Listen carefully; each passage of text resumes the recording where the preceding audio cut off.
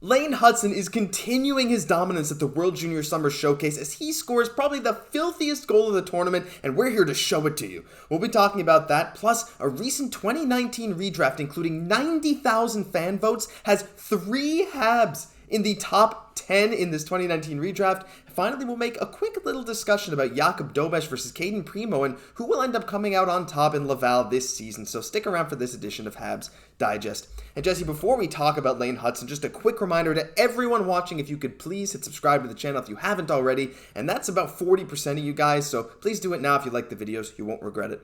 Jesse, Lane Hutson in this summer showcase is insane. He had a goal and 2 assists in their game against Sweden, but the goal was something else. He froze 2 defensemen while he was behind Sweden's net. Instead of passing, he took what was given to him, popped the puck. You know what? I don't even need to describe the goal because I'm going to show it to you. But they say he was also good in transition, made some great passes that led to goals, and he's probably going to be Team USA's #1 defenseman at the World Juniors. And let's just pop this goal up. I mean, if you guys haven't seen this, oh my gosh, just making everyone around him look silly. And Jesse, this is a common theme for Lane Hutson. At every level of competition, he has the ability to just make his contemporaries look completely ridiculous. I mean, at this point, I would be surprised if he wasn't pulling this stuff off in the NHL very, very soon. That's true. And just to give a little bit of context to that goal as well, this is at 5-on-5. This is a defenseman behind the net in the O-zone. And he made some spectacular moves just to get to the back of the net like that. But then that's some of the quickest stick handling I've seen in a minute there. And just that kind of inside hybrid toe drag that he does just to get to that front of the net. And again, like we talked about the other day, showing that dog in him just to kind of take that second whack to kind of get that goal in. Like, that was absolutely just unreal. And I think that the journalist, he really nailed it on the head by saying he was taking what the defense was giving him. He was reading it like he did all this game. And if you get a chance, just check out his clips, like, from this game alone. It's just absolutely unreal. And you just have to feel, again, that he's going to be a match made in heaven with Marty St. Louis. Yeah. Like, Lane Hutson and Marty St. Louis, like peanut butter and jam, because Marty, what does he talk about all the time? It's about playing the game that's in front of you, like not forcing the game, playing the game as it comes. And Lane Hutson's a player that excels in this naturally. But then you have to feel, getting that experience and that coaching, that insight from Martin St. Louis on top of that, to trust his read, to trust his instincts, to make these moves is just so incredible to see, an amazing goal, but, also 2 assists. And what's making him so effective, too, as a setup person, is he's just taking so much attention from the defense, Josh, that it's just now so easy to set it up to somebody else. And he knows it. Yeah, he does. It's really insane to watch because, we talk about gravity. It's a concept I'm sure a lot of you know in sports where one player just has so much of the focus of the defense that you lose track of everyone else. It's what the best players in the world do, right? It's what Leon Draisaitl, Connor McDavid do. If you talk basketball, someone like Steph Curry. Now, I'm not saying Lane Hutson is going to be a bona fide Hall of Famer yet or anything. I don't want to say it yet, but he is just doing everything right. And let's just watch this goal again. I mean, Jesse, you mentioned Martin St. Louis. This is something Marty could have done in his prime, right? I mean, maybe even today, who knows? He's still in great shape. But I mean, to have such little room and to be able to use that offensive skill set behind the net like that is something a lot of forwards at the next level can't even do. Which brings me to a very interesting question. I saw this question being floated around, and I don't know if it has any actual grounds in reality, but what if Lane Hutson at some point just transitions to forward? I don't think he wants to do it. I don't think the organization would want him to do it, but is there some tiny chance that his skill set allows him to end up being maybe a top 6 winger for the Habs in the future? I don't know. I don't think so, but what are your opinions? Well, in my opinion, it's definitely the size. You would think he'd be better suited for a winger. But for whatever reason, Lane Hutson, his vision, his skill set actually serves the best from the back end. Because if you watch kind of the game against Sweden, it's kept hearing the announcers saying, okay, Lane Hutson's winding it up again. Kind of this constant process where when he's in the defensive zone, he's always looking to jump to get in the offensive zone right away. And he was so good at not only entering the zone with the puck, but then just getting the puck in deep. You're just having this D-man all the time, like a fourth forward, that's basically just carrying the puck up for you with so much speed all the way up the ice. But it's not just because of his offensive capabilities and kind of his speed that he can kind of use in that vision where it almost gives him a little bit more space. kind of like a second centerman, I would almost say. But he also breaks up plays so well. If you watch that game, he's breaking up so many plays defensively, and he is aggressive defensively as well. Lane Hutson will take your time and space away from you very, very quickly. So I think for all of those reasons, on top of just being that quarterback, power play quarterback there from the point, I think all of this kind of flows just very naturally for him exactly where he is. Yeah, I mean, I completely agree. And it's another thing, too, to be playing defense at least your whole professional life and then having to switch. I don't think so. I think defense is perfect for him. He has the vision to do it, the power play quarterback. He knows how to break down defenses from his position on the ice right now. No point in changing it. If he's doing this as a defenseman, I'd say we just let him keep riding. All right, Jesse, topic number 2 today. We got a lot to get into in this video.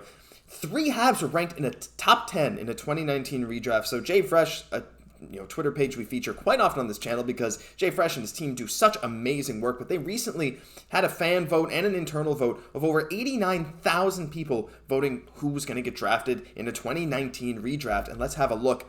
Number 1 is Jack Hughes, no change. Then Mo Seider, but Cole Caufield at number 3, ahead of the likes of Zegras, Boldy, Cousins. We have Kirby, Dach dropping from 3 to 8, and Alex Newhook jumping up from number 16 to number 10. Jesse, that's 3 Habs in the top 10 in the 2019 redraft, and I feel like this is just exactly what Kent Hughes had envisioned when he kind of took over this rebuild. He hired Martin St. Louis to unlock the potential in Cole Caufield when he was getting really shunned by Dominique Ducharme. Caufield got unleashed. Then he traded in a reclamation project in Kirby Dach. He's trading for maybe another reclamation project in Newhook, and it's already seeming to pay dividends. I mean, top 3 in the top 10 of a redraft in 1 year is kind of insane, no? It really is. And it's just, that we could secure that much talent, from a draft not that long ago at all. So it's really good drafting. And then also some really good trades that has really sped around this rebuild really quickly. And as we talked about, with having so much money booked up and some players not really developing, like these moves were absolutely essential, so we're basically robbing this 2019 draft. And what I love about this draft and this redraft is really showing that not only are the Habs doing a good job of identifying players, but then also of developing them as well. And I guess that point would ring very true for Cole Caufield, but also for Kirby Dach, right? And I like how he didn't drop too much. He went from 3 to 8. Yeah, it is a drop, but not too much because they realized this is still a top 10 player from this draft ahead of a lot of really great players, also. So I think it's great insight to definitely recognize that as well. And what's also interesting to notice from this graph from 2019 is that RHP, Raphael Harvey-Pinard, goes from 201 to 25. So he's the second biggest riser, plus 176 spots behind Dustin Wolf. So it's interesting to remember that RHP isn't that old either. He perfectly fits in with this young core, this young timeline, everything else. So definitely a really nice snag there as well. Yeah, really insane. I mean, 4 equivalents of first-round picks with 3 being in the top 10. 3 lottery picks and pick number 25 if the Habs had a redraft today. That's insane. Now, obviously, they didn't give up nothing for that. They gave up 2 draft picks in this year's draft for Alex Newhook. They gave up a higher draft pick, what ended up being Frank Nazar, and of course Romanov. There was a lot of moving parts, but at the same time, to have all these guys, again, we talk about the timeline, right? If they're all from the same year, they're going to fit roughly in the same timeline, and that's what they're going for, right? Suzuki just a little bit before them, so it's kind of the perfect rebuild, and it's just insane to see how much respect the Habs are getting in the community, but also just, how good this rebuild project is going so far. Final thing of the video, Jesse, very quick. I wanted to talk about Jakub Dobes, and is he the real deal? Habs eye on the prize. Every year they do their top 25, under 25 for Habs prospects, and this year they have Jakub Dobes ahead of the likes of Cayden Primeau as he makes this list, as Primeau does not. Jakub Dobes is number 24. Some notable people that were ranked number 24 in the past include Emil Heineman last year and Brendan Gallagher way back in, I think, 2010.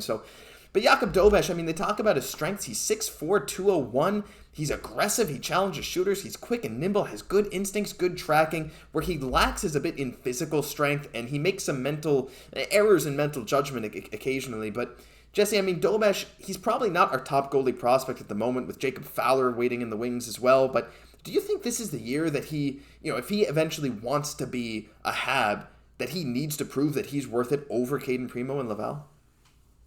For sure. And I'm really looking forward to seeing Cayden, Primeau, and Dobes really battle it out this year. I think that's going to be really great to see, and who kind of comes out on top. I haven't ruled out Primeau, but you have to feel like, yeah, Dobes is kind of climbing above him in that, in the depth chart. And you got to feel like him and Fowler are definitely kind of the cream of the crop as it stands right now for goalie prospects. But I mean, it's looking good from Jakub Dobes just for the type of profile of the type of goalie that he is, right? For myself, obviously he has the size, but then that aggressive mentality, being able to challenge shooters, that's always a big indicator of confidence, right? Which we know with goaltending, it's such a mental position that this is so important for, just cutting off the angles and everything else that provides with his massive size on top of it. So that's a good combination when you can be that aggressive, have that good of instincts, but then also have that size on top of it. So I think a lot of these things are normal, just things to kind of round out and sort of develop, but it looks like we might have a keeper on our hands here. Yeah, when you're 6'4", you can't teach that size, you can't teach that height, you can't teach a lot of the instincts that he does have. What you can teach is some physical strength. So hopefully we see him working out a bit more in Laval, getting some reps in at the AHL level and maybe eventually the NHL level. And I think that'll really show us what Jakub Dobes truly is and whether or not he has a future in the big leagues. That'll do it for this news edition of Habs Digest. If you enjoyed, leave a like, comment, subscribe to the channel, help us hit 7,000 subs. We're only a few hundred subs away. We'd really appreciate it. I'm Josh Gosse for my co-host Jesse Poirier. We'll catch you in the next one.